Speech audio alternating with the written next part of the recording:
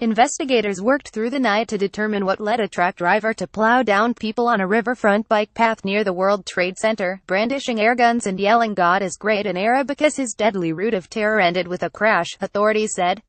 8 people were killed and 11 seriously injured in a Halloween afternoon attack that the mayor called a particularly cowardly act of terror.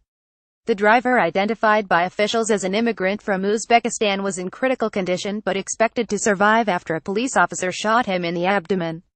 A roughly 12-mile stretch of highway in downtown Manhattan was shut down for the investigation. Authorities also converged on a New Jersey home and a van in a parking lot at a New Jersey Home Depot store.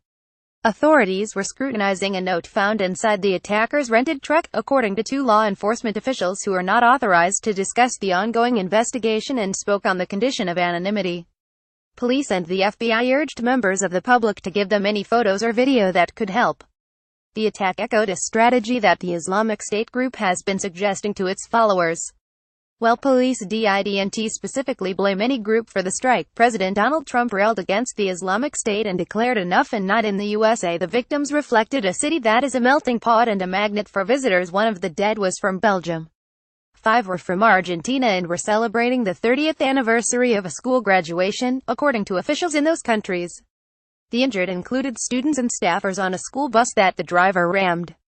This was an act of terror, and a particularly cowardly act of terror aimed at innocent civilians, aimed at people going about their lives who had no idea what was about to hit them, said Mayor Bill de Blasio, a Democrat.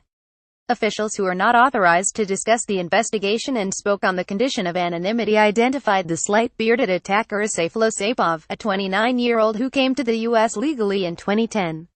He has a Florida driver's license but may have been staying in New Jersey, they said. Records show Saipov was a commercial truck driver who formed a pair of businesses in Ohio.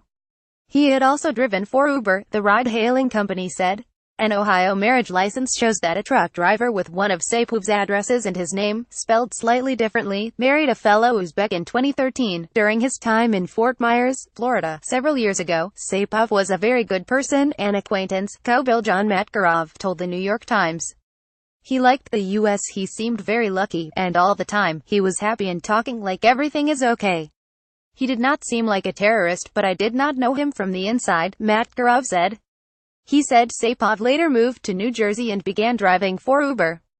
San Francisco-based Uber said he started over 6 months ago. Police said the attacker rented the truck at about 2 p.m. at a New Jersey Home Depot and then went into New York City, entering the bike path about an hour later and speeding toward the World Trade Center, the site of the deadliest terror attack in U.S. history.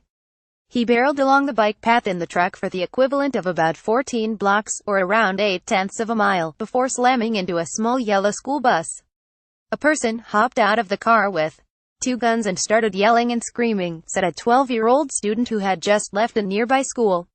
They were yelling Allahu Akbar. The student, whose mother asked that his name be withheld, said he ran back into the school, where students cried and huddled in a corner. Video shot by bystanders showed Saipov walking through traffic wielding what looked like 2 handguns, but which police later said were a paintball gun and a pellet gun. A police officer shot Saipov when he wouldn't drop the weapons, police said. The mayhem set off panic in the neighborhood and left the pavement strewn with mangled bicycles and bodies that were soon covered with sheets. I saw a lot of blood over there. A lot of people on the ground, said Shen Yi, an Uber driver. The note inside the truck was handwritten in a foreign language, according to one of the 2 law enforcement officials who spoke about the document. Both said its contents were being investigated but supported the belief the act was terrorism. New York Gov. Andrew Cuomo, a Democrat, called Tuesday's carnage a lone wolf attack and said there was no evidence to suggest it was part of a wider plot. New York and other cities around the globe have been on high alert against attacks by extremists in vehicles.